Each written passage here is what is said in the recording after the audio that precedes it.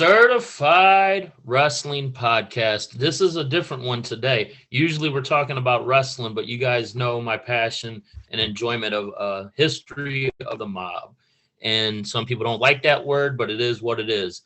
Today, my special guest is former Philly Capo Bobby Luisi. How are you doing, sir? I'm doing good, my friend, and thank you for having me on the show. No problem. Do I need to up the volume on this a little bit? What? Do I need to up the volume on this a little bit so when as it's recording? Are you recording right now? Yeah. I don't know. Well, you can hear me, right, Bobby? I hear you fine. Okay, perfect. Well, let's go then. Bobby, you were a capo in the Philly crime family, but the wild thing about you is you're originally from Boston, got involved when you were about age 11. Your father was part of the family, part of the life. I mean, don't know about the family part. I'll let you explain that.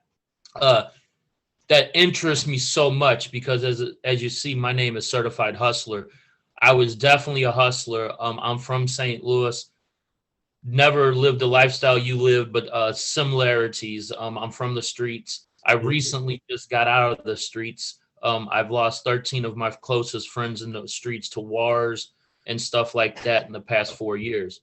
And so a friend of yours, Michael, I don't like saying his name wrong. I believe it's Michael Franchise. Did I say it right? Francis, yeah. Francis, legendary father, Sonny Francis. He's the reason why I changed my life and stopped doing what I was doing and started really doing wrestling and podcasts and stuff like that. I hustle. I do eBay. I have a beautiful wife, been with for 20 years. I've been shot at. I've had guns to my head. I've lived that life, but I've never lived your life. I'm from St. Louis. There is a small family here, but very small. And I just never inspired to live that. My grandfather was a chief of police. He ran with some of the people actually.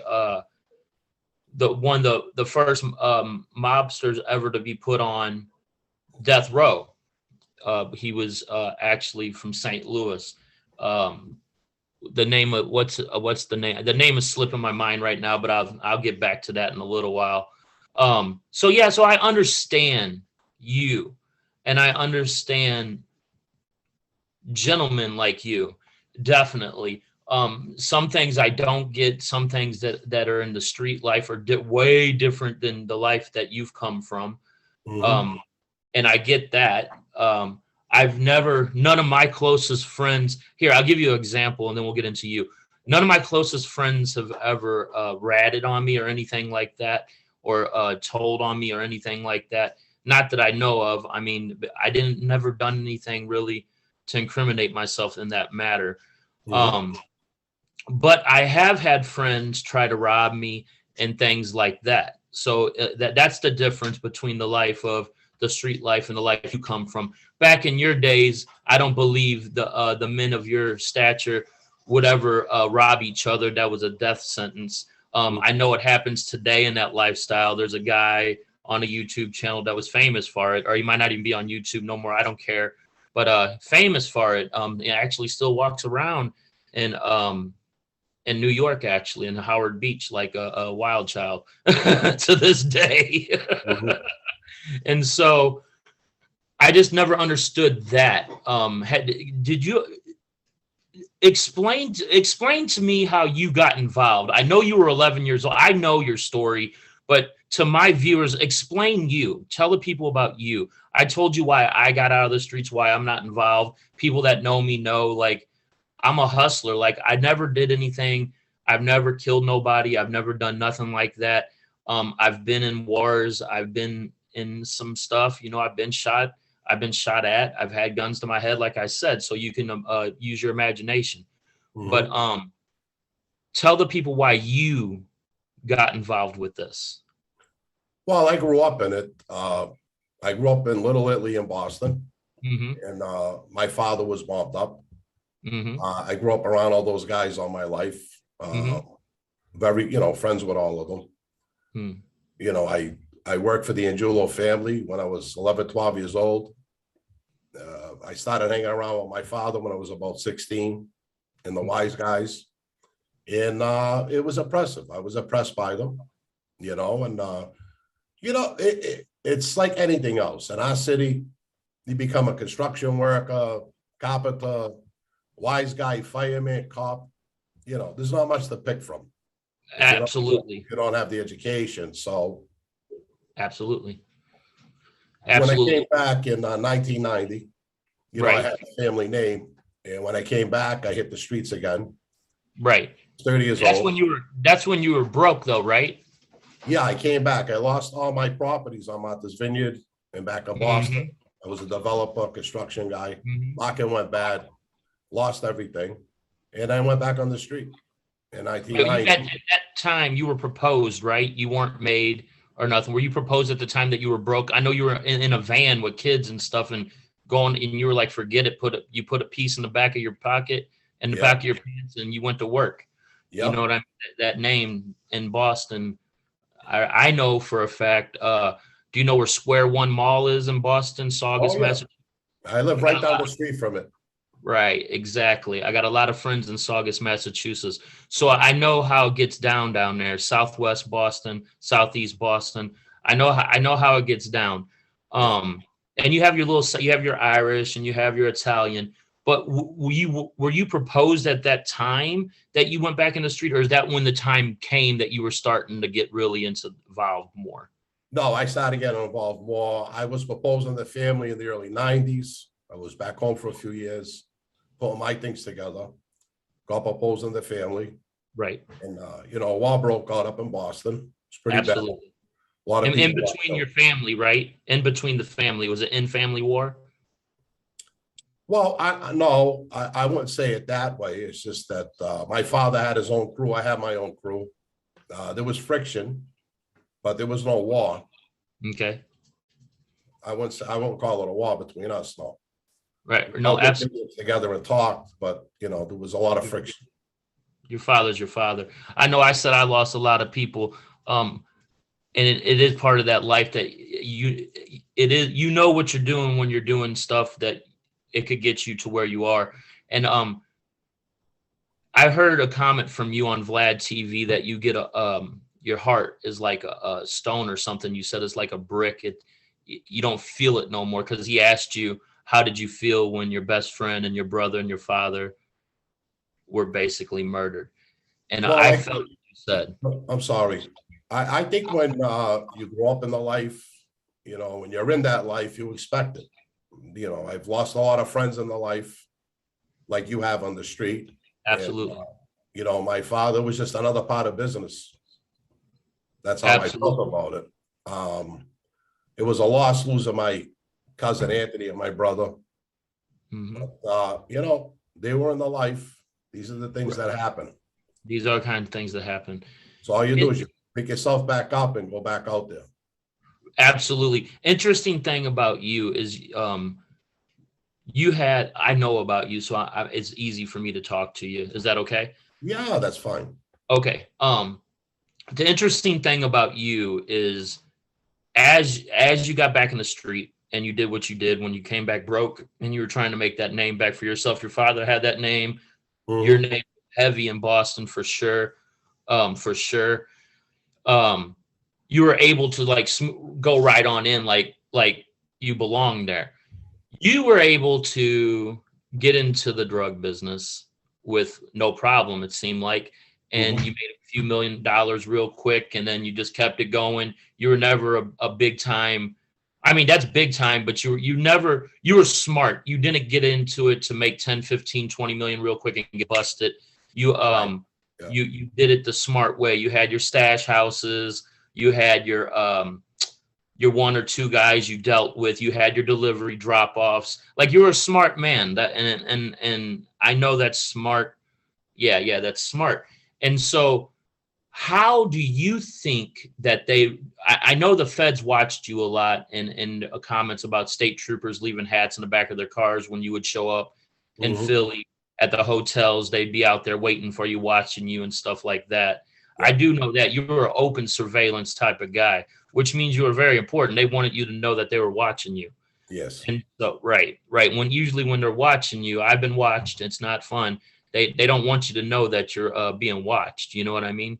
Mhm. So it's definitely interesting. And so my question to you is, you were so smart at what you were doing. You were like you could have wrote a book on how to get away with that. Like, honest to God, how the heck did they come to the figuring out of the stash houses and you sell and you being involved? Because usually people have, I guarantee you never touched a kilo. I guarantee it never went in your hand. I did in the very beginning. Okay. Yeah, and I was too hot, and other people took that over. They never got any of my stash houses. They raided one of my places, but I didn't have drugs there, the place that I lived in. But they never got us like that. The only reason they were able to get us was because I sat down with a couple of my family and an FBI agent. It's kind of forced into doing that, if you understand La Cosa Nostra rules. And the FBI agent got me. He didn't do any great detective work, please believe that. But he got me. Yeah. That's not good. I'm gonna back up a little bit. You were doing your thing in Boston. You're being proposed. War breaks out. If you were ever going to get proposed, probably not because of the things that got heated up, and you probably would have never actually been made in Boston. And if you did, it would probably have to have been under a different regime, probably 10, 15 years. Am I right? Yeah. So you decided to go to Philadelphia, correct? Correct. In 99 or 97 or something like that? I think maybe 96, I started going down there. 97. I'm not good with dates. Right. And you meet up with, and I know of Natalie always was a front man, and Mr. Merlino has always been the man. So how was that interaction? Like, if you want to answer the question, answer it. If you don't. Did you have to? I know you had to get permission. I absolutely know that. But did you have to get permission from your Boston side to do that with Philly because you were proposed, or you just decided, hey, I'm big enough, I'm gonna do it myself? Absolutely not. I had a beef for one of the capos at Philly. Okay. We weren't getting along. It almost In got Boston? violent. You had to, okay. In Boston. We're getting along, and I knew that my shot to get made in that family wasn't going to happen. Right. I was doing my own things. I didn't need them. I just kept growing. And they knew that I wanted the brass ring.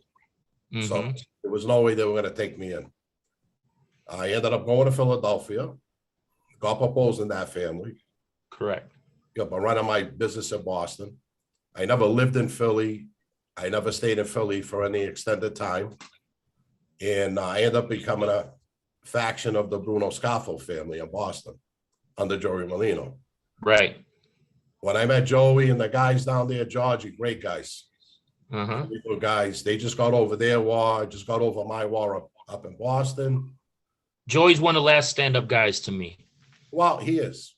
He is. Right now, Joey's the face of La Cosa Nostra. Well, they want him to be the face of the La Cosa Nostra. It's the FBI. The man's living his life in Boca Raton.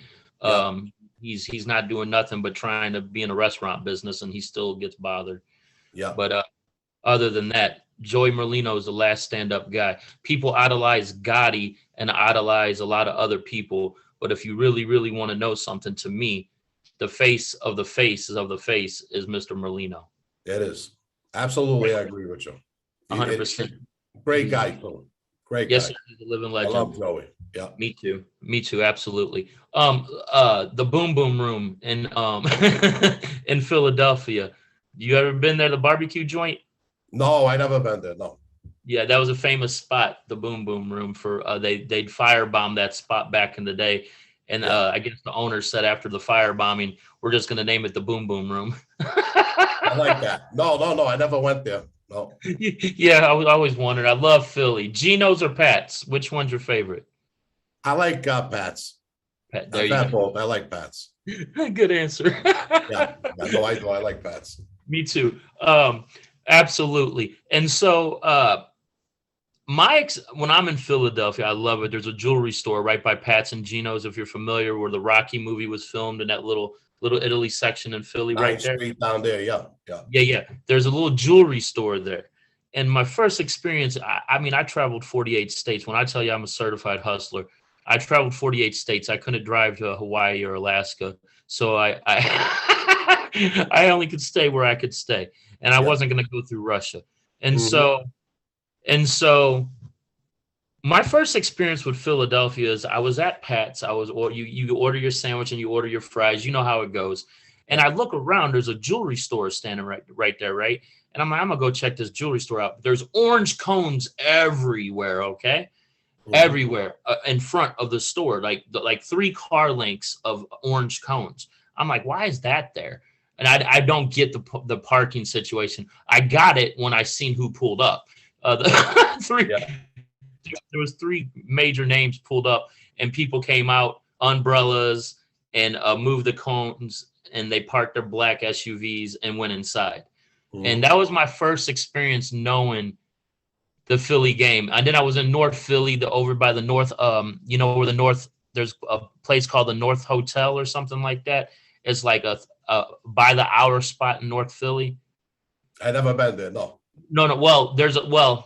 Right. There's a spot. It's a by the hour spot, but right there's a little mom and pop shop, and there's a park, and they would run numbers out of there. And it Oh, was yeah. in a little African American community, and I was so shocked by the names of the Italians that they were saying when you're sitting there talking to them and stuff like that. You know what I mean? Because I'm like, you guys were running numbers, and this lady was telling me, she was like, I work for this guy, this guy, this guy. I'm like, oh my God. So that my first taste of knowing about the mob was actually Philadelphia. Yeah. So, oh yeah. And then so Leisure, that's the name I was looking for, was the guy that he was the first guy ever sentenced to death row, maybe the only Mafia member ever sentenced to death row. Paul Leisure from St. Louis, from the Leisure family. Okay. Yeah, you gotta look him up. That's an interesting story.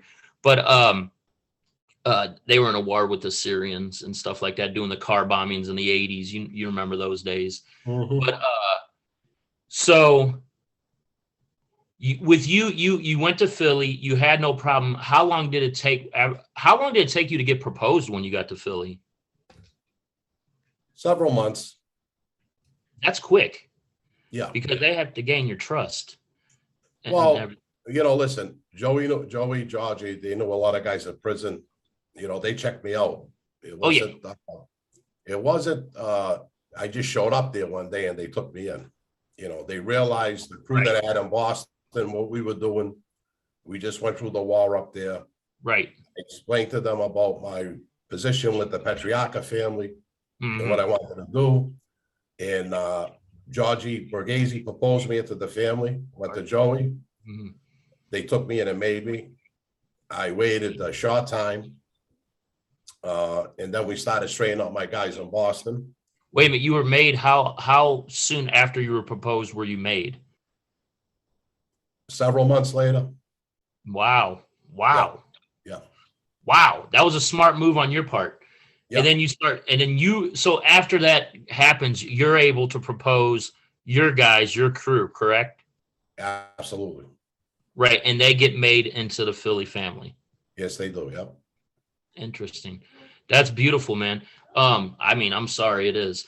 So I know about the war in Philly. Were you there? You were there after the war. I was there after the war. We had our own war in Boston. Right. So Yeah. Sammy the Bull Gravano was part of that war you're talking about in Philly. Am I right? Is that the war we're talking about? Sammy the Bull, I don't know if he was involved in the 90s war. He was already away. So that's Okay, the war he was we're talking involved about. in the Philly war. I remember that. Philly went, Joey Merlino went to war with John Stanford, Mm-hmm. and Joey ended up becoming the boss of the family. Right. Joey Merlino. God, I love that guy. I swear I do. Yeah, let's get off that. So you go to Philly, your guys in Boston, you get those guys proposed, they're made. So within a year, is your whole crew, including yourself, are you guys all made within a year, would you say? I would say around that time, yeah. Okay. Yeah. How did that sit with Boston? Not well. I'm the only person in the history of the mob that actually brought another faction into a city with another major crime city, I knew family that. sitting there. I knew that. That's interesting. That's why I asked you that question. I was like, how did that sit well with them? It didn't sit well. No, no. But And I know the answer. time, Yeah, go at ahead. that time, I had the power. I had the Mhm. manpower, I had the men, Hmm. I had the associates, and I had the Mhm. money. Well, some people said you were the captain John Gotti of the Boston area. When John Gotti was a captain back in the day before he became the boss of bosses, some people compare you as the captain John Gotti. That's how much power you had in Boston. I did have And that power, and yep, they were afraid of you. yeah, they were Right, afraid of me. right, You know what myself and my crew were capable of? The money right, that we had, the right. people that The were around. backing that you had. Yeah. And A lot of people like to make fun of Philly, saying it's a small family. I live in St. Louis, where the family's probably 5 or 6, maybe, and I wouldn't make fun of them if I was anybody. But a lot of people like to say that Philly's a small family, and they're real. Are they really a family? There's a joke. Are they really even a family? Do you consider that a family? The Philadelphia crime family is one of the smartest families of all time. well, let me tell you something. Joey, Lancelotti, those guys down there on a tight ship. Yes, sir. And let me tell you, that's probably out of New York, the only functioning family right now. Because Absolutely. most of the Patriarcha families decimated, and all the other 25 families that were around the country in the Slowly 60s, going down. 70s, they're not even existing anymore. Absolutely. There's only a few, like in St. Louis. Right. Actually, Right. Philly built their numbers back up, Right. and I know Boston that. started doing that too. Right. Because The books open back up. now, I haven't been involved for years. You know that. I went away Right. in '99. I know there was a meeting in 2015. That's the Right. last one I heard about. So I'm pretty sure the books are open. Hmm. If they were or not, if I had my own family, I'd be making guys anyway. You would, Yes, I would. if they were closed or not. If they were closed or not, I would still do it. My man, that's what I'm talking about. If we're in it, we're in it, right? That's right. Absolutely. This ain't a Oh, game. you know, I respect the commission that used to be in New York. It's not there anymore. You know, I respect that. I respect La Cosa Nostra and the rules. But Me too. no one's going to tell me how to run my city or what I'm going to do. Absolutely. Nobody's gonna tell me how to run me or what I do, and I'm with you. And there's a lot of people know who I am, and I'm not a tough guy. Like, I'm not that guy. You know what I mean? Everybody that does stuff that doesn't have to be a tough guy. You know. That's right. But Yeah, I'm I'm with you 100%. And yeah, absolutely. The new thing I see is a lot of these guys that have names that moved out to the suburbs and these $1 million mansions, their kids are coming along, and what I like to call the internet mob, the internet mafia. They're fighting with each other on the internet and YouTube channels. And I know you don't get into all that stuff, no, I but don't. right. And I'm not even going to ask you about the YouTube part, but what are your thoughts about the new way of fighting? Like I don't like nobody getting killed or murdered either, but they don't do that anymore. They like ruin people's lives over the internet and stuff like that. Like, it's so weird. Like, they're sitting in a mansion in Staten Island in the basement on like a 6-computer screen, and they're fighting and defending their name, and somebody's uncle's being called a rat, and his sister's doing this and doing that. You know what I mean? Like, I don't understand. I don't understand like what that's about. I'm not talking about YouTube. I'm talking about Twitter, Facebook. It's gotten crazy. Listen, there's a lot of trollers out there. You know, they go after, if you look at it, there's only myself, Mike Frances, Sammy the Absolutely. Bull, Paul Tanzo, my partner in the show, and John Panisi that are actually made guys. Right. And to this day, because once you are, you always are until it's over. Exactly. So what I'm saying is all these other guys that are coming on with all this nonsense and bullshit. Right. I know. Nonsense. Right. I know the names of them. I don't even give them the time or the day. Trust me. No. And the John name Gotti Jr. is another May guy. who? He's always John Gotti Jr. That's a good guy. Yeah, that's a good guy. You know, he's always on YouTube here and there doing his shows. There's only John a Gotti handful of Jr.? us. John Gotti Jr. is on YouTube.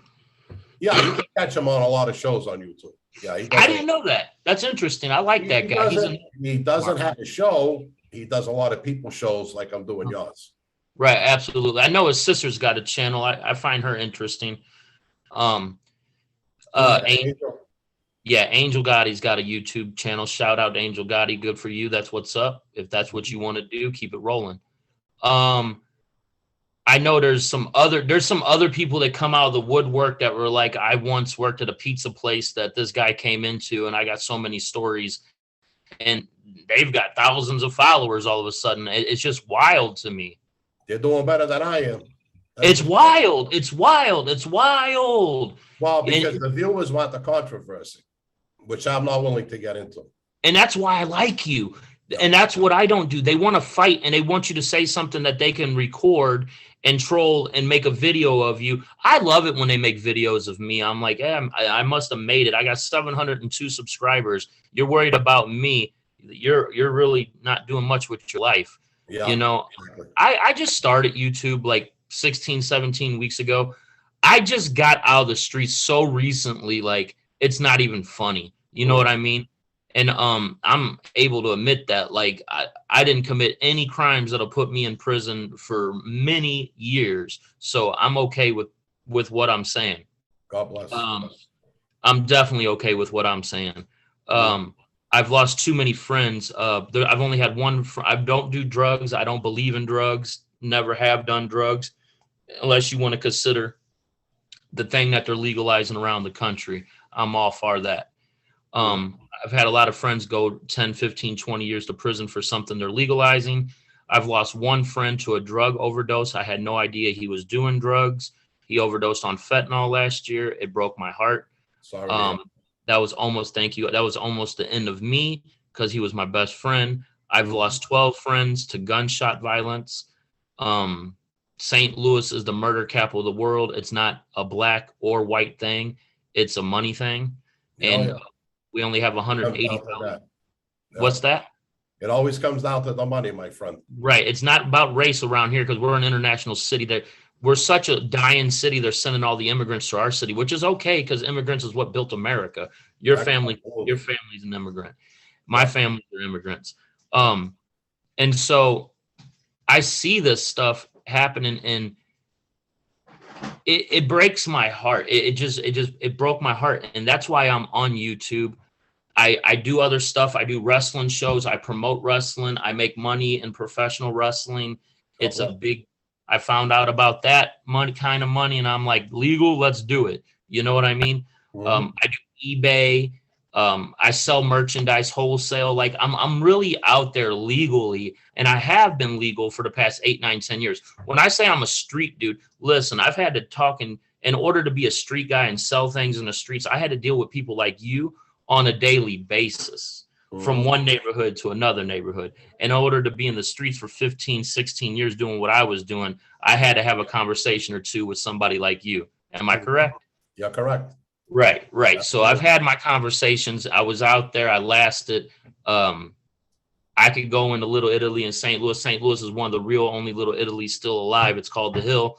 Actually, Joe DiMaggio, Yogi Berra, Mickey Garagiola, Joe Garagiola, Jack Buck, Joe Buck, all lived on the same street at the same time. Lefty Colombo. That little league team could travel the United States and beat any baseball team in America at that time.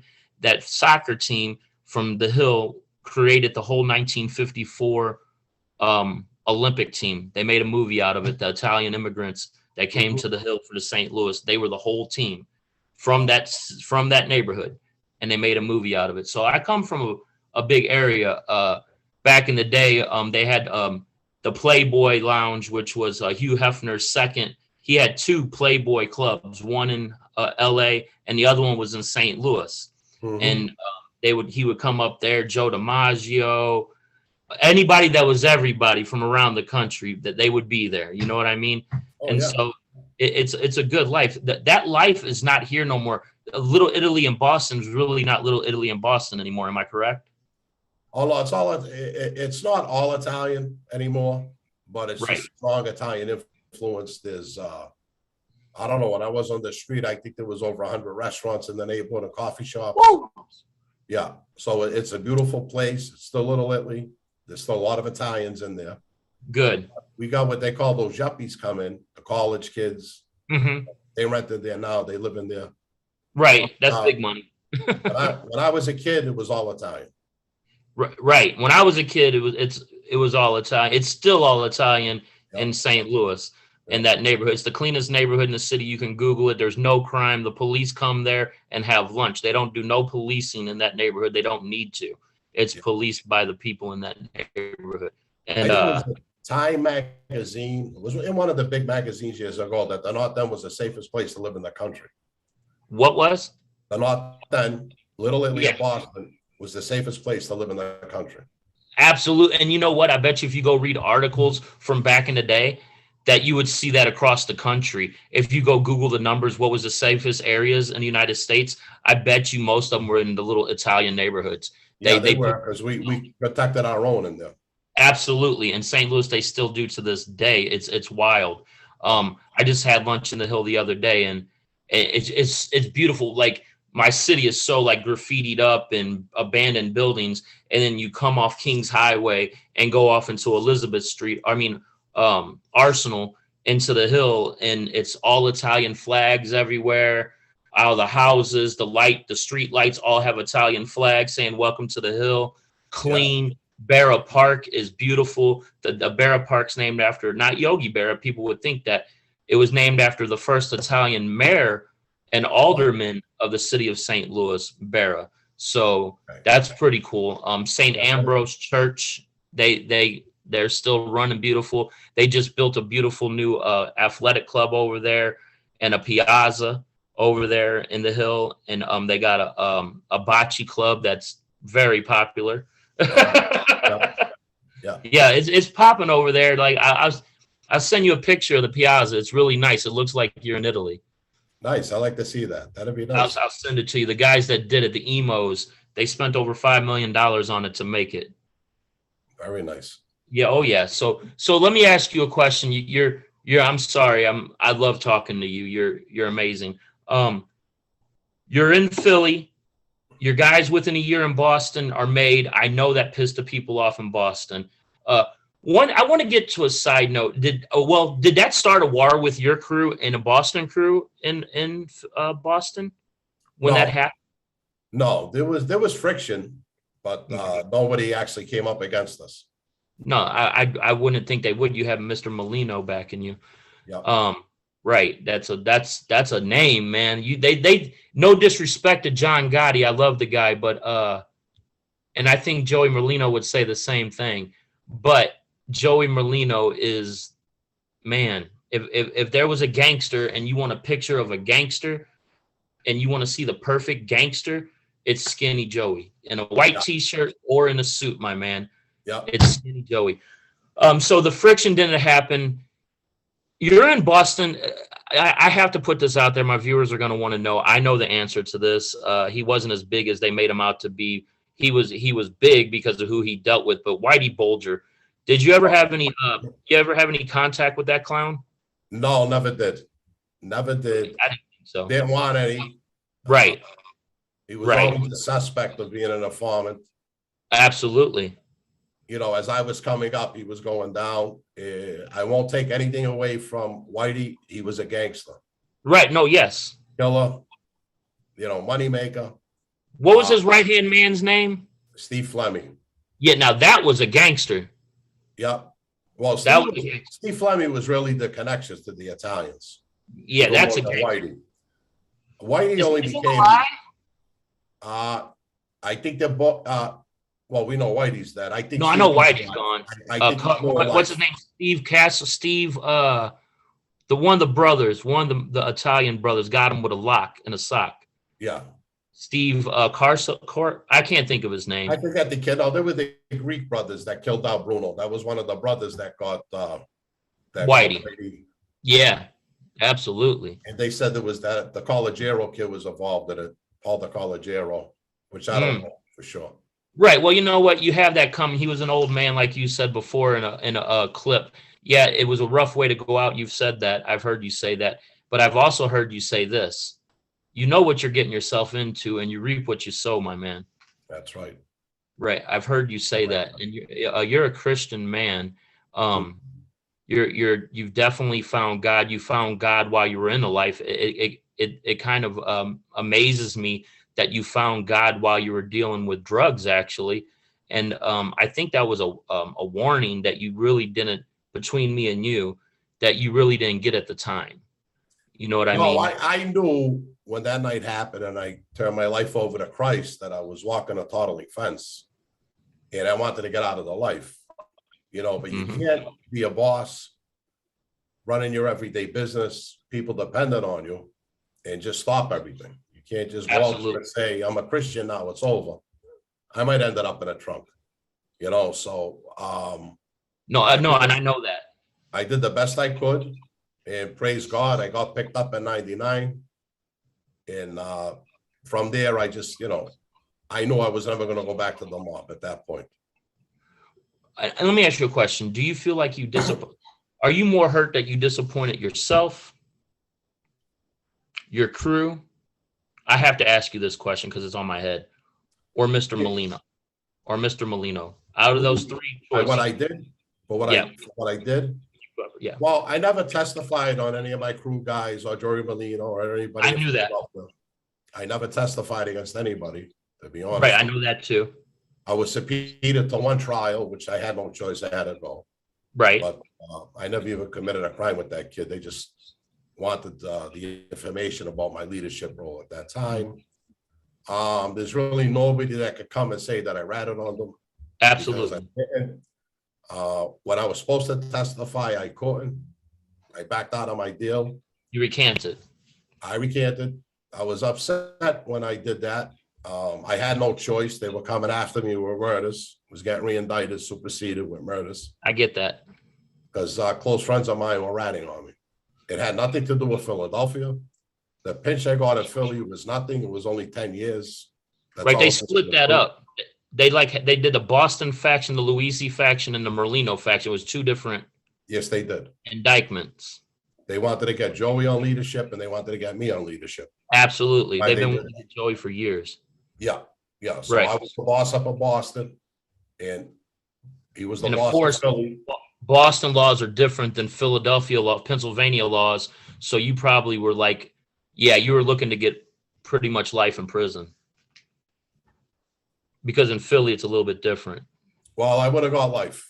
Yeah, you would have got life for sure. So understanding that, and you did that, my question to you is, were you more disappointed in you letting yourself down, your crew down? I'm not talking about your family. I know how that looks with your family, and I can imagine you having to face your children and wife and mother and brothers and uncles and all that. I'm talking about your family, the crew. Were you more disappointed in yourself that you did what you did? Were you more disappointed you let your crew down, or were you more disappointed you let Mr. Merlino down? I really had no concern for them at the time. I let myself down. Okay. All the years I worked to build my own family, to have my crew up there, and that other people were telling on me. Before I got arrested, I knew of 13 people that were already flipping on me. And these are Boston people, right? These are all Boston people. Yeah, because Philly don't get down like that. Only one I really know like that is Ralph Natali. Well, listen, Ralph did what he did because he was facing a life sentence. He shouldn't have did that. Right. You know, but Philly wrapped me up with Ronnie Previty. Oh, wow. That's how I got pinched. Oh, wow. The FBI agent. That came out of Philly, not Boston. Oh, wow. Yeah. Oh, wow. I was upset at that time with Philly when that happened because the rat came out of Philly, the two of them. And but that isn't what made me do what I did. No, but that shocks me. I've never heard of a story like that out of Philly. Ron Previty, I guess he was made by Stanford. Yes. Joe took him in, made him a capo, so he'd be able to talk to the other capos. And he was an informant the whole time. Wow. Wow. Yeah. Wow. Well, I know they got to wait a minute. I take that back because I know Joey's dealing with some clown right now, or was, and that he went to prison and got out and parole violated, went back for 18 months, got out. I forgot about that other clown that's been showing up on YouTube lately with the other clown, Right. So I would be worried about more disappointing Mr. Merlino than anything, because just the way I look up to him, you know what I mean? Like, I don't know. That would just be me. You know what I'm saying? But before I thought about myself, I think if I would put myself in that situation to be in that life with Mr. Merlino, I get what you're saying, but I think to me, I would have been more disappointed with hurting him, unless he had something to do with me getting in trouble. Well, he did. I'm being honest to him, but he did. He got in trouble too. He got pinched with me the same day. You know, they picked us all up in Boston and Philly. But there were bad decisions made, and I was pissed off over that. Right. I would have never flipped over that. That's ridiculous. No, and I understand that. I understand why you did what you did. The Boston guys that hurt me, and there was no way I was going to go do life, and they're going to go home. Wasn't going to happen. Right. So I get that. I get it, especially if they're the cause of it. I get that. Once the rule book has been broken, We're not going to play by certain sets of rules when it's good for you. And it's not, you know what I mean? We're going to play by the same set of rules that you're playing by. I get that 100% with you. Yeah. While this is on my mind, The Irishman, that movie, how true is that? I think it was all bullshit. I thought so too. Right. There you go. Because that guy tried to make himself look good on his deathbed. I really never heard of him. Nah, that was all bullshit. Who was he? Was he he wasn't part of your crew? Well, he ran with Buffalino. Okay. And he ran with these other families. But I guess he was out of the Philly area. Right. I mean, in the movie, they got Al Bruno, they got all the Angelo Bruno, they got all the big shots there around them. Do I believe he was probably around these guys? He heard stories and he embellished. That's what I believe. I said the same thing. I said someone told him the story and he added a story to a story. Yeah. That's exactly what I said. Your family in Detroit took out Jimmy Hoffa. And what'd you say? The family in Detroit actually took out Jimmy Hoffa. He did not take out Crazy Joe. It was all nonsense. The Trippianos in Detroit. The Trippianos and that's a family. The Bomberitos. That's a family. Yeah. That's a family right there. Yeah. A lot of people don't know about the Detroit family. One of the guys, man, just passed away from the Detroit family. Rest in peace. I'm not going to say his name, but he just passed away from the Detroit family. One of the last ones. That's another family that's going down. But I know about that Detroit family, and I believe I just did a show on that with Scott Bernstein. If they go to the Bobby Luisi show, they can watch that show. Okay, yeah, you do have. I want people to subscribe to YouTube's not the only place that this is going to be shown. I'm going to show this on a lot of different platforms. I want everybody to go and subscribe to the Bobby Luisi show. His friend Paulie, I don't know where he's at, but that guy's hilarious. Oh, well, Paulie would be here, but Paulie's not feeling well today. Okay. We've been going back and forth with this COVID and No, I get it. Everybody's getting sick again. So I get it. He apologizes for not being on the show, but next time, I'd love for you to do an interview with him. I would love to do it too. Yeah. Let me ask you this. When you went and did your proffer, and if people don't know what a proffer is when you sit down with the government and you tell them everything you've done and you make an agreement. You can't come after me if I agree with this. And if you agree with this, but whatever. When you made that proffer and admitted to the killings and the murders that you did, I know, wasn't it something like you didn't admit to one of the killings and they had to come back or something? I could be mistalking. I don't know.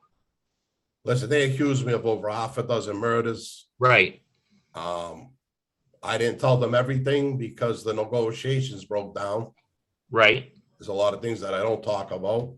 No, and I understand that. It's none of their business, Right. Every time I would tell them about a murder, they were trying to put more stuff on me. You're not worried about that today?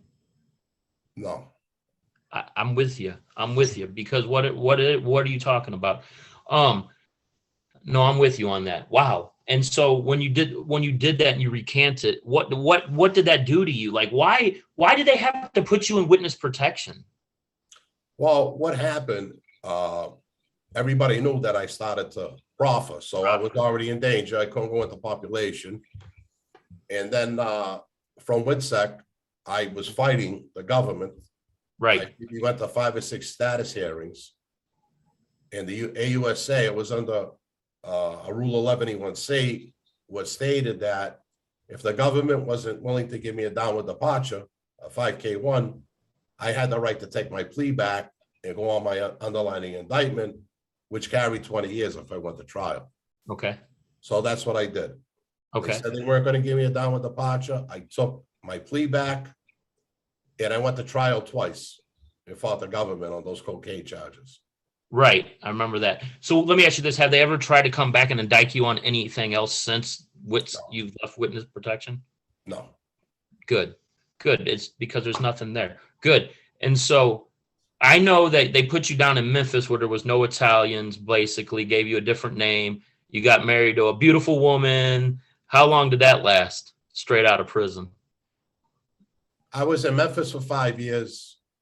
My marriage lasted maybe 15 months, I think it was. Right. You got right into things, didn't you? Yes, I did. No, I understand. I get it. Are you remarried? No. Good man. Good choice. So you're doing this. They put you in Memphis. Did you go back to Boston? You don't have to answer this. Are you still in the Tennessee area?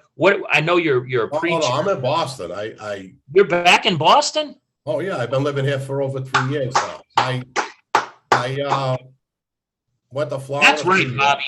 That's right, Bobby. You hear me? That's right. With your head up. You hear me? Yep. I left Tennessee. I went to Florida for not even a year. I didn't like it. And I came back in 2018, I think it was. And that says a lot because if you indicted and got anybody indicted, anybody went to prison, you wouldn't have went back to Boston. I probably still would have came back. Wow, you got balls, Bobby. I like it.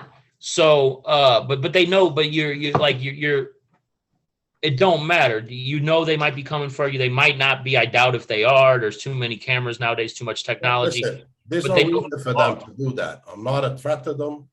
I didn't rat on anybody. Right. You know, they can be mad at what I did. I don't think it's enough to take my life. No. It would have been done already.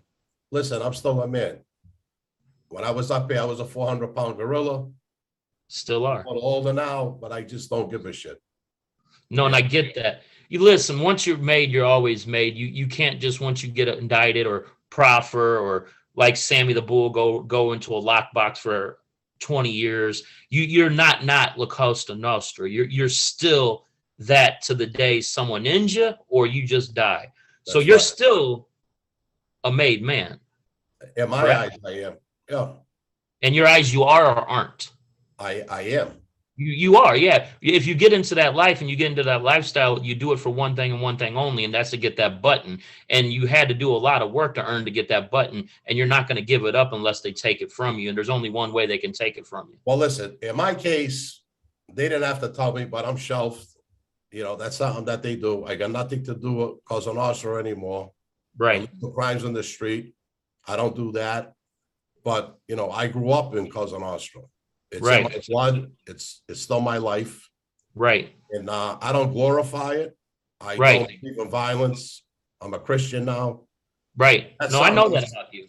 That's something that's embedded in me. That's never going to go away. Are you preaching at a church, right? No, not now. I'm not.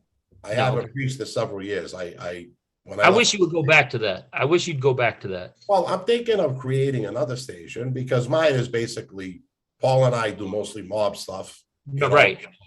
So I'm looking to just start another YouTube channel. Yeah. Another channel. That would be good for you. Yeah.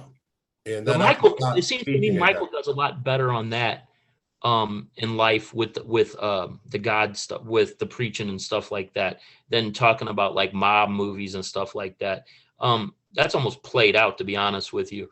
But I think you're a hell of a speaker, Thank an you. intelligent man. Thank you. I've seen you doing your preaching on certain channels. Mhm. Somebody did a kind of a mini documentary on you, I guess. And wow, you know what I mean? I wouldn't look at you while you were preaching and say that's a mafioso. You know, I would never say that. I'd say that's a man that's believes in Christ. That's what I would say. And as a guy that prays to God every day, maybe 2 or 3 times a day, we might be from the streets, but we believe in who our Maker is, because Absolutely. we have to believe in that, because we need to believe in that. Yeah. I like that about you, and I would subscribe to that channel in a heartbeat, and I'd probably watch it every day, to be honest Right. with you. So, Well, I mean, that's something like after the first of the year, you know, Paulie and I, we want to restructure the show a little more, do more interviews, have more people on. you got a big one coming out. You just did with I know who was it? You just did one that's getting ready to come out. I did one with Mike Francis. There we go. I just did that. I'll be on his show shortly, whenever they edit it and put it up. Right. I'll You be know, I've putting done Vlad and some other shows. with who?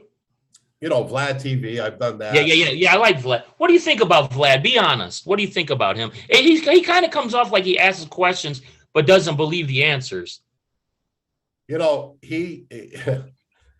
I went at him just a little on the show. Yeah, you did. Yeah, a little. I see your face. Yeah, because, you know, if you've got someone on your show, you got to know their background. Like, you know my background. Right. I know your background. Okay. He should have known my background. He didn't Not know your just doing background? this show. He didn't know enough. He just, you know, assumed things that weren't true. You know? Wow. Right. What he read.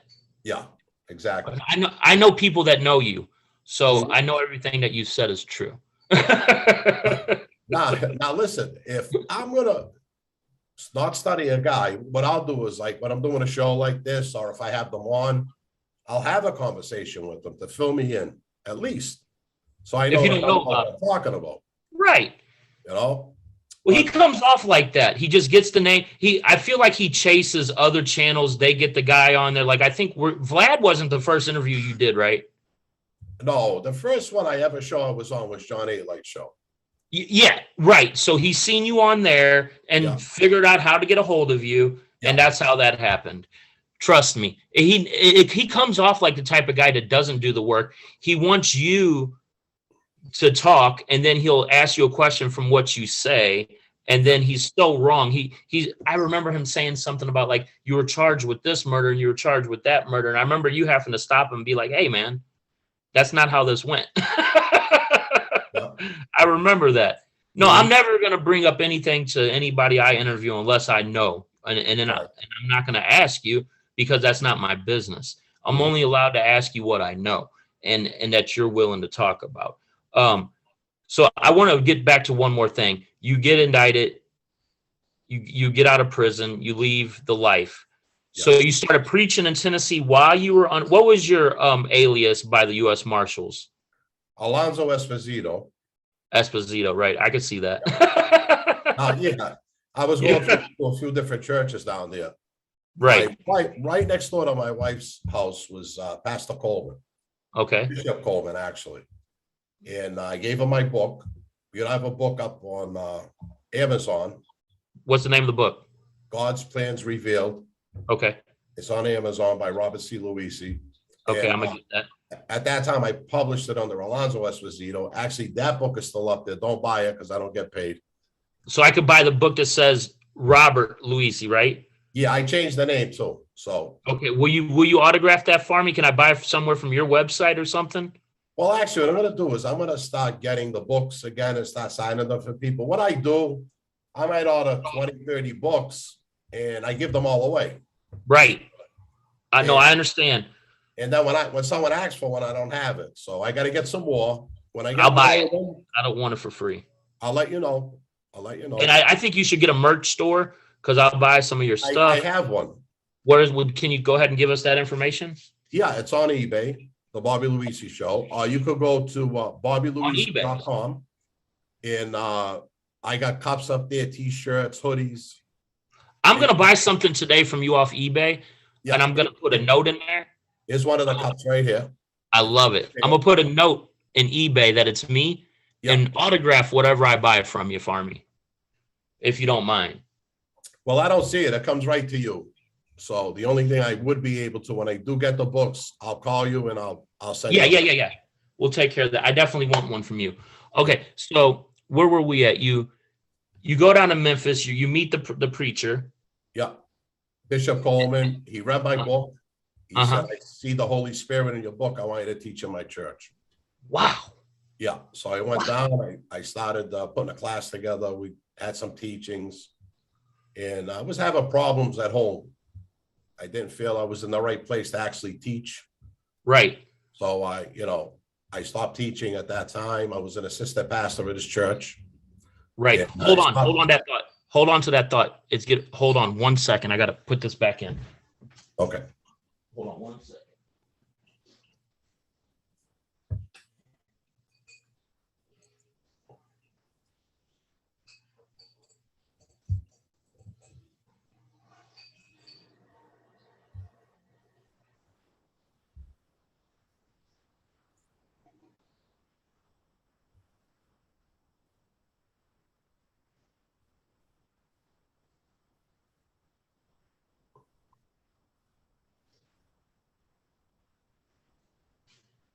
All right, it's plugged. It should be still recording. That's good.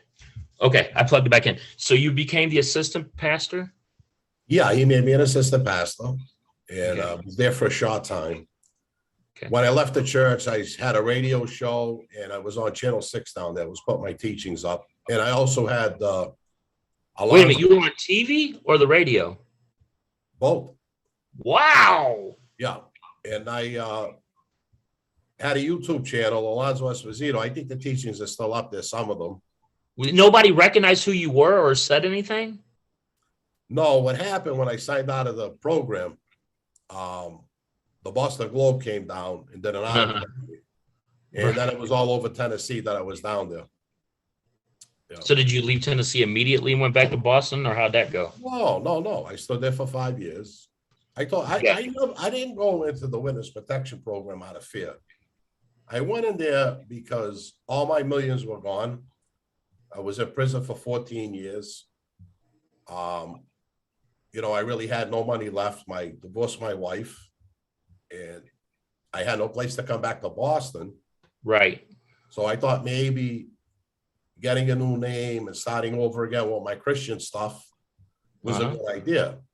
Right. And it was. But the problem was I missed home. I missed Boston.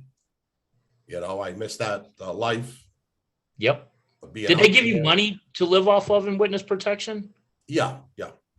Like, was it a monthly thing or something like that? How does that work? Monthly thing. They buy you cars, furniture, apartment. They do the whole thing. They set you up so you don't need anything. Yeah, that way you don't commit a crime. Yeah, but I really can't talk about it because I signed an agreement that I wouldn't talk about the wood sector. No, I get it. Yeah. I get it. And so, wow. And so you go back to Boston after 5 years. What's the first thing you did in Boston? Like, what was the first thing you did when you were going back to Boston? Did you go back up there a couple times, look for a house, a place to buy? How does this work? I came back up. I moved in with my family. Okay. And then I went out to see some of my friends and let them know I was home. Wait a minute. You went up and seen some of the old friends? Yeah. I love you, Bobby. I swear to God, I do. This is a real man, and I'm going to tell you why. Nobody that he supposedly, I hate this word, ratted on, went to prison. Am I wrong? 100% right. Nobody that this man supposedly talked about went to prison. Am I wrong? Yeah, 100% right. Yep. This man moved back to Boston. How long you been in Boston? Since 2018. This is 2022. He's been in Boston 4 or 5 years. He's still here in the living flesh. Mm-hmm. Something tells me that this man is not a rat. Now, you can say what you want in my comments. You know how I feel about you trolls. You won't say it to my face. Trust me, you'll shit your pants. My man, to me, is not a rat. If there's a guy out there with a famous last name that has a 302 floating out there that people are saying is not a rat, even though that's out there, this man is not a rat. That's all I'm going to say, and I'm going to leave it at that. And that's why he's able to walk the streets of Boston. And that's why he's able to have his face on certain shows and Michael will talk to him, and I know some other things. Another guy that's talking to him. These people want to be talking to him if he was ratting on people. You know what I mean? The Costa Nostra people, like the word rat gets thrown around a little bit too much, and it gets thrown around by people that don't know what the heck they're talking about. First of all, there's a bunch of made men that Bobby can still call to this day, and they'll pick up their phone. Okay, he might not admit that, but it's true. If Oh, you no, think, I do admit that. That's all I hang around with. You know, Paulie Tanzo was in my crew. We're together Right. every day, and that says a hang lot. around with other capos and May guys. That says a lot. So I dare people to say anything silly and stupid because that's dumb. And second of all, know what you're talking about before you talk about it, because I know the comments that are going to be in my section. This man is not a rat. Get your facts right. What would you do in that situation? Would you put yourself in this situation? Probably not. But let's say you did. Think about it before you leave that comment in my section. That's all I got to say. Nobody from his crew went to prison because of him. Nobody in Joey Merlino's crew went to prison because of him. And guess what? I know this to be facts. This ain't something I read. I heard this from some people's mouths. This is a stand-up man. Just because you read something on the internet doesn't make it true. You weren't in the room with him when he did his proffer.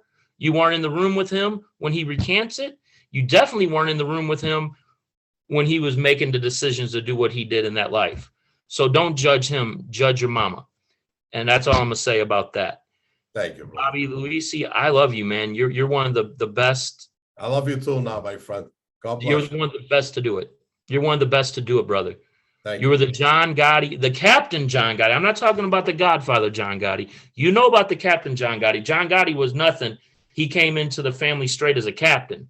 Yep. I mean, that's how he came. He didn't come in as a soldier. He came in with a crew and was a captain. That's rarely heard of. Yeah. You basically did the same thing. Yes. And I admire you. I'm one of Joey Merlino's biggest supporters because he's just a regular guy living a regular life. Joey's retired from that life a long time ago. He might be a name that you could point the finger at, but Joey's a good man, and his family's a beautiful family. He does have a beautiful family. I know Yes. that. He does. Yes, absolutely. And so I wish people would leave him alone, to be honest with you. And I wish people would leave the rat word from your name, because what I know about you, and it's facts, I don't do any talking that I don't know about.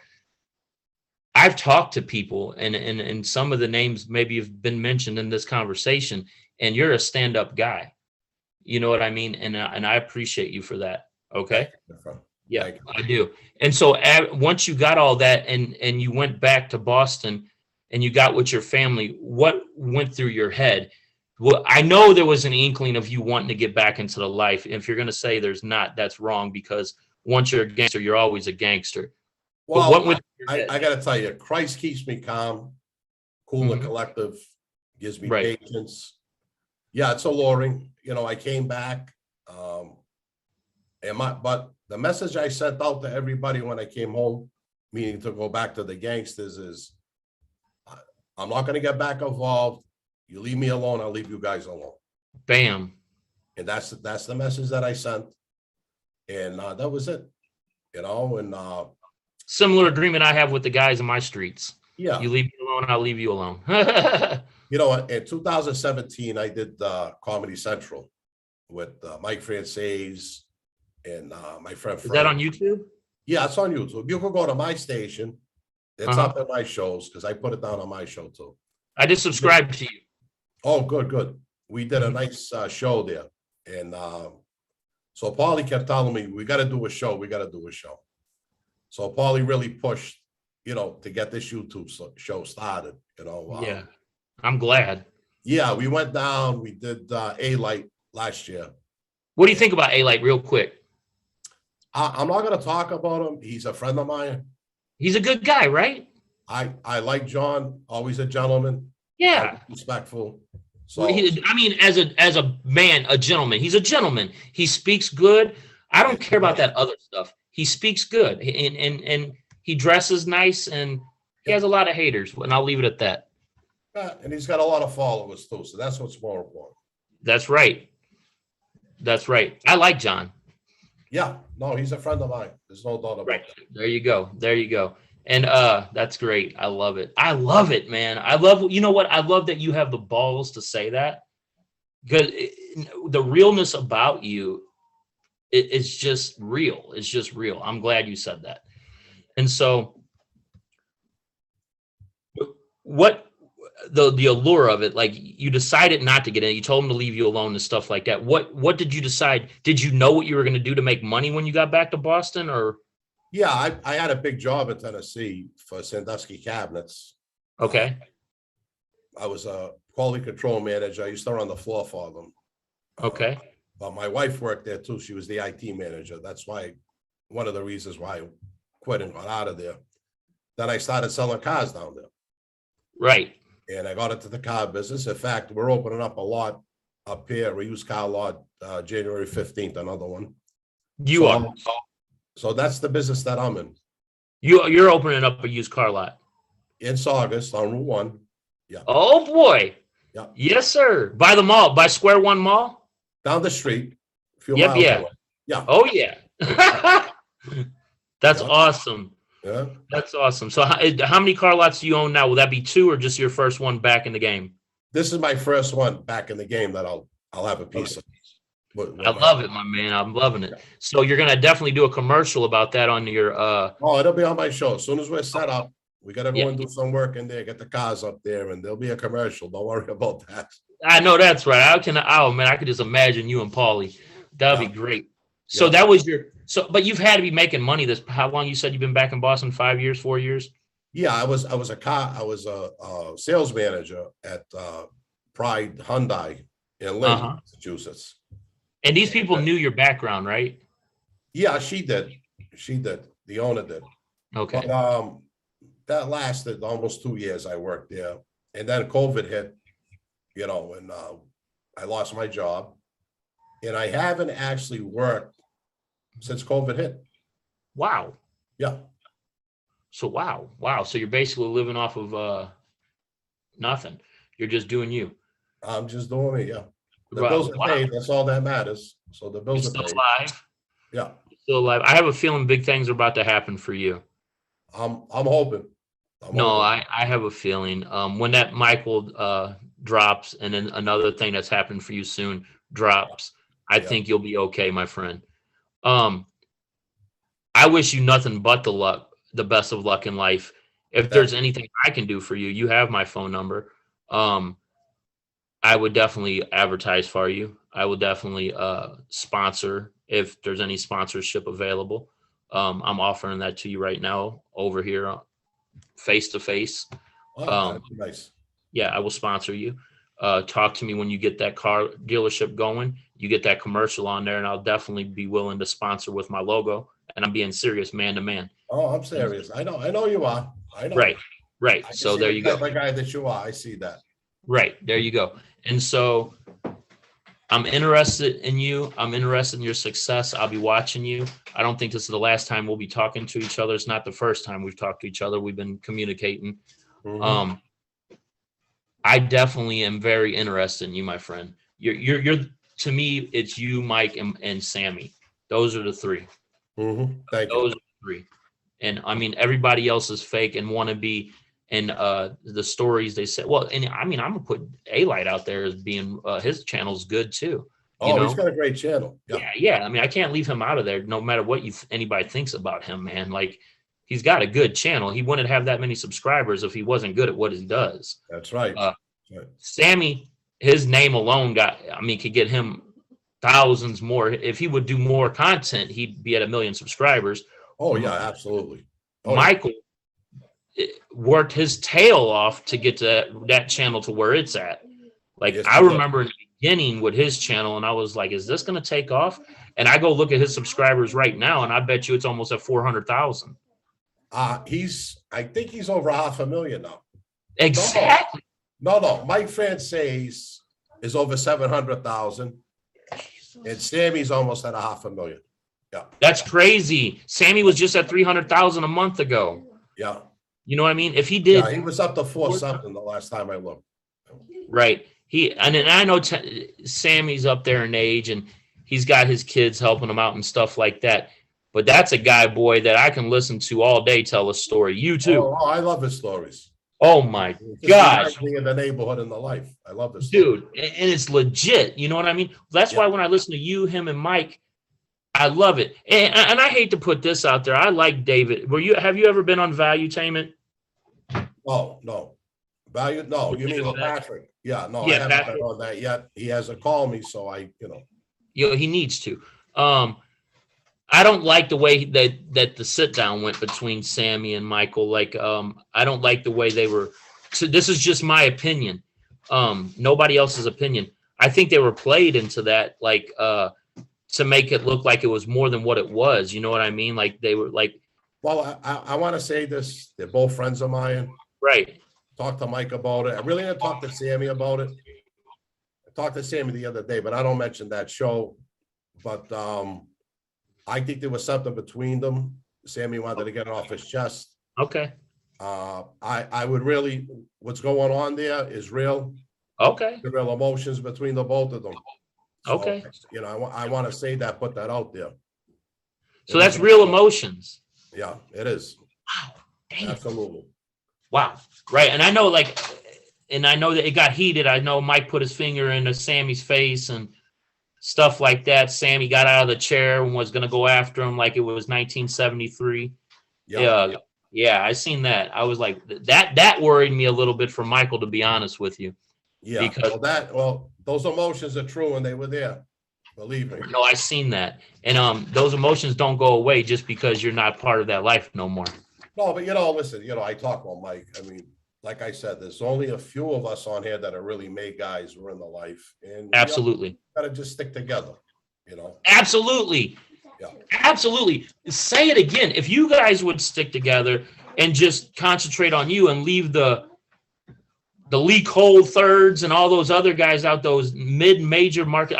They're not even mid-major. They're like Division III, type YouTube channels. Like those guys, they look for the drama and they'll nail on the drama for like 3 months straight. And then when that drama's stale, they go look for another person on their level to fight with. I don't understand that. Like, to me, that's they're trying to have their own reality show. Well, they don't come after me, so God bless them with what they're doing. Oh, no, I know why they don't come after you. I've seen somebody try to come after you, and then he was scared to death because his picture was going to be plastered everywhere. Oh, and I did show it, but I blocked out his face. Uh-huh. I don't play. No. And that's why I wanted to talk to you. You know what? If you want to play the game, don't hide behind the camera. You see my face, right, mister? My face is out here, right? I'm talking to you, right?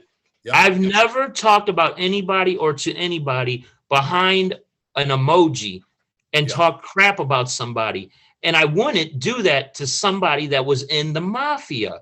Are you kidding me? Because guess what? You don't have to show people that I know your face. Oh, man, around the country. Yeah. You know what I mean? And that's what happened. When I went to the feds, they didn't cut my balls off, my friend. Exactly. I didn't leave them at the door. Right. And I'm not going to put up with people disrespecting me. Absolutely. I don't come after you. You don't come after me. The funniest thing was he begged you not to do that. This person, I'm not going to say this person's name, but he begged you basically, and I don't even have to be there. I'm pretty sure there were some phone calls and conversations like, oh, show me what you got. I don't believe you. He's seen it. And he's like, crap, maybe I should back off. You know what I mean? I bet you all that happened. And it's funny. I am so glad. I'm not going to mention his name. That's not my business. That was funny. Because something, I like the kid. I got nothing against him. I would never expose anybody. He's hilarious. But yeah, he is. He is. I don't watch his show anymore. I was for a little while because of the shit that was coming out of his mouth. But I would have never heard him and did that. That's, I'm not. Have you ever heard of him before in the life? No. Right, exactly. He was a troll that was trolling like political groups about 5 or 10 years ago, and then somehow found out that there was more money trolling mafia people and started a mob channel to go. Yeah, I know the whole story behind him. I actually thought he was the guy with the mob talk show. I thought they were the same guy for a long time. Well, someone else Easy. thought that too, but it's not him. Yeah, someone else thought that too. Yeah, I swear I thought it was him. Until that clip surfaced and I put it on my show. Right, and then you found out it wasn't him. No, that's funny. Yeah. And I don't believe in doxing or nothing like that. Like if people are doxing themselves by just being on YouTube, period, in the first place, you're already doxing yourself. Listen, they can dox me. I don't care if they give my address. Me neither. Because guess what? I'm like you. I still got my set. Right. I don't run away. Right. People threaten Lee Cole III and didn't do nothing. Are you kidding me? Like, I am not worried about no internet gangster. No. I might be worried about somebody like you or Sammy or Michael. That's about it. The rest of them, I wouldn't lose sleep over any time of the day. So you got a lot of things going on for you. You got the car lot going. Your mom's healthy. God bless her. Yep. I heard she did something big for Christmas for quite a few people. Oh yeah, she did the fishes. We had a great. She does it every year, every Christmas Eve. That's an Italian thing. It's an Italian thing. My wife's standing right here. Can you explain to her why the fish thing is an Italian thing? Can you explain to her? Well, you got to remember, Italy is surrounded by water, isn't it? Right. Adriatic Sea, Mediterranean Sea. So the Italians love fish. Absolutely. And we're not supposed to eat meat. The old Catholic thing is certain days you don't really eat the meat, but we do anyway. Right. It turned into a fish thing. Right. So what the Italians do is they make the 7 fishes from scallops to lobster to shrimp, everything. Yeah, everything. Salmon, bass. So did your mom make over 7 fishes or was it 7 exactly? Well, she's going to be 80. She didn't make the 7. She made 4. Oh, well, at 80 years old, that's making 7. Yeah.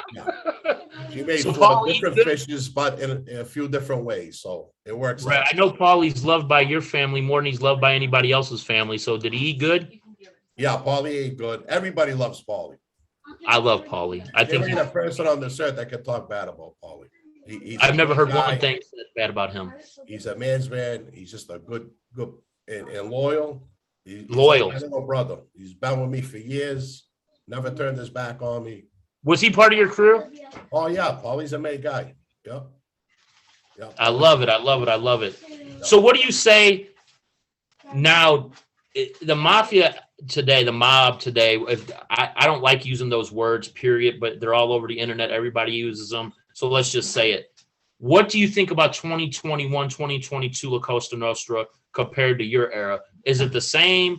Do you respect the new era? You kind of have to, because if you respect the rules, like what's your thoughts? I'll always respect who's out there and what's going on, with being in Cosa Nostra, but it's no comparison to what we were in the 90s. No way. No comparison. No way. It's because it's a bunch of silver spoon fed ones that their fathers and uncles did all the work to make their families where they're at. And their last name gets them to where they're at now, but they're so used to being in Staten Island in a mansion, they don't know how to be a gangster. Well, listen, we grew up in certain ways on the street, even before I was in the life, a rat was a rat. This is this, right. This is that. But today it's all nonsense. Everybody's a rat. Everybody's on drugs. That's what they say. Being a rat today is just another plea agreement. So right. It is, my friend. Right. Right. The rat is today is not what a rat of is back in your day. And Sonny French. No, not like a Joe Valachi gave up to everything, Right. Right. Listen, in that life, Omerta, La Cosa Nostra, you're not supposed to talk. Absolutely. Even though the talking I did didn't do any damage, I still talk. I'll admit to that right. point. But I recanted, went to trial on my own. Nobody went to prison, Bobby. And no one went to prison. Right. I'm with you. The guys that got picked up with me, the 4 of us got picked up in Boston. When I did that, they all got great deals. One of them even went home. Right. So they can't even complain about what I did. No, they'll never face up or admit that, but that's what happened. I don't, to the people that don't know, and I don't care what they say. I know people that know you, and I know people that have said stuff about you. And in 2021, it was said to me that Bobby Luisi is a stand-up man. So I'm gonna put that out there, and that's it on that. I never have the type of people like you, the man that all of us idolize to be like, and from where I'm from, I've never had somebody of your stature on my podcast. I never dreamt about it. But when I see, having me on, yeah. no, you're welcome. You're welcome. I thank you for coming on. But when I see stuff being said about somebody that I know that it's not true, and when I definitely want to say something, I'm gonna do everything I can to get them out there and say, hey, no, this is the truth. You know what I mean? So Yeah. you're not a rat. I don't care what anybody says. You're a man. You did what you did because we all would have done what you did if we were in that situation. I'm not going to say that you wouldn't. Like, listen to me. If someone came to me and said 13 of my friends turned me in, you're going to face life in prison. Here's their statements, and they showed me tape, audio, or written statements, and I know all my friends' handwriting. I'm going home. Yeah. You know what I mean? Period. Yeah. Period. Because I play by the rules that you play by. So if we want to play by the La Costa Nostra rules, I'm not saying I do. I'm just using it as an example. Or we want to play by the new set of rules that you just laid down, I could play both sets. Right. And that's what you did. And that's what you did. And I don't think, hey, what everybody thinks about it, I don't care.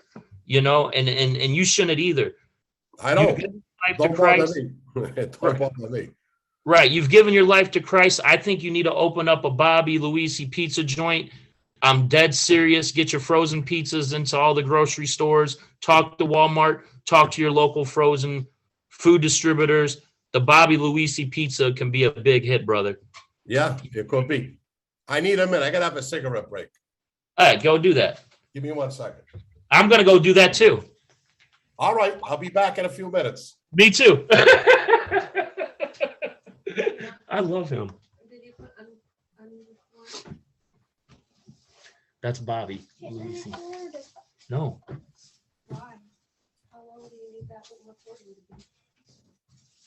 We'll be right back, guys. Don't go nowhere for the end of this, okay?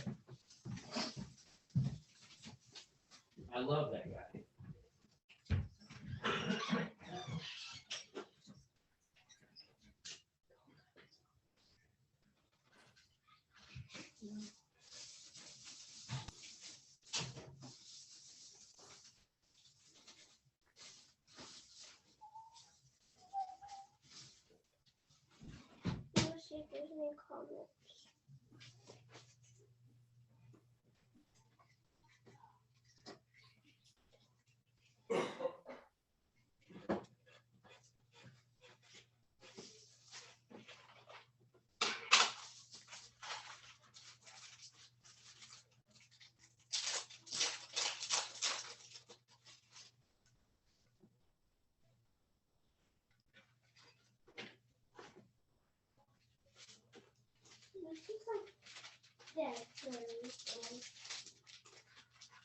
Look at her.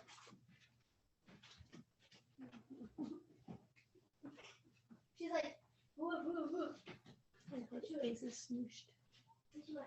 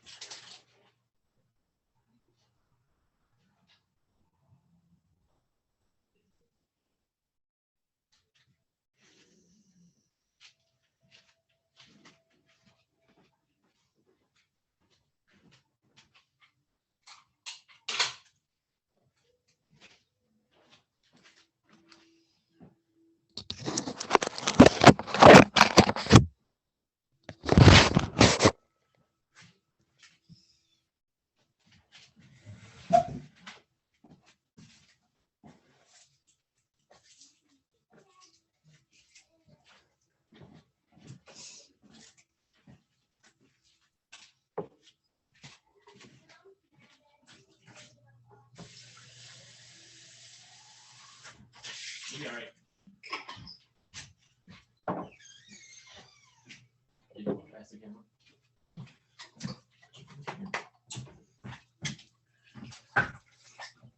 My camera's off.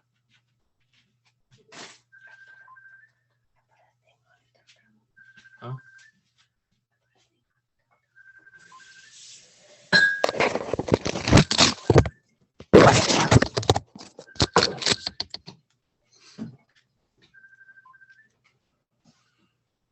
This guy's very interesting, isn't he? Straight up guy. Never believe what you hear or read until the person says it out their mouth. That's all I can say to you. When I tell you that I know people that know him and have said great things about this man, those are facts. All right, I'm back, my friend. All right. We have a few minutes left. I got another thing I have. No, I understand. I get it. So why don't you shout out your social media for Twitter, your Facebook, or whatever else you got going on in your YouTube? Bobby Luisi on Facebook, on Twitter, and on Instagram. My show on YouTube is the Bobby Luisi Show. You can get my merchandise. You can go to bobbyluisi.com. Very easy. I think you can see my name back here somewhere, right? Hold on. Oh, yeah, they see it. They see the spelling of my name? L-U-I-S-I. Spell your name real quick. Spell your last name. Luisi. Right. Very easy. It's Luis with an I. Very easy. And you go to bobbyluisi.com. I got my t-shirts, everything up there. Just got to click the button. Right now, I have a book up on Amazon, God's Plans Revealed by Robert C. Luisi. Something that's available on ebook or paperback. And that's basically what I got going on. I got over 100 shows up on my channel. So if people are interested, they can go up there. Oh, they're definitely interested. Yeah. Do you have any big names that you're going to have come on in the interview, or do you do that kind of thing, or you just talk about your life, mate? Oh, I've had John Panisi on, Anthony Ruggiano, Larry Mazda's been on. I actually just did a show in Vegas with Larry Mazda. It's going to be coming on Netflix. That's another real man right there. Oh, yeah. Mike Francis.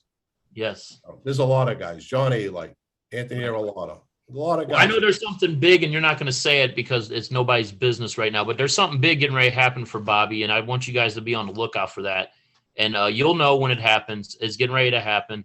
It's not just a car salesman. Bobby, I really believe you should talk to somebody about getting your own frozen pizza into the stores, my man. I've thought about that. Meatballs and sauce. I've thought about that. Yeah, and in Little Italy down here on the hill in St. Louis, they have a place that's all they do is they do the packaging and they process it and then they get it into the stores for you. I'll inbox you that number. They're Italian owned. Maybe they could tell you where to hook you up with some people in Boston. Yeah, that sounds good, my friend. Thank you. I got you. I'll get you that phone number and your information. Guys, the man's got short on time. He's a busy man. You know that. Thank you for joining Certified Wrestling Podcast. I know this was way out of the ordinary, but I needed him on here. The truth needs to be told. This man is still a stand-up man. He is not one of those guys that you want to label as a rat. Know your facts, know what a rat is, and know the life if you're going to talk about the life. And that's all I'm going to say. And if you interview my man, have some decency at least to know anything, just a little something about him, okay? Thank you for joining me, sir. Oh, thank you for having me on. It's been great. I appreciate it. You guys know what to do. Hit that notification bell. Hit the ropes. Till next time, this is Certified Hustler. Thanks, Bobby. Thank you, brother.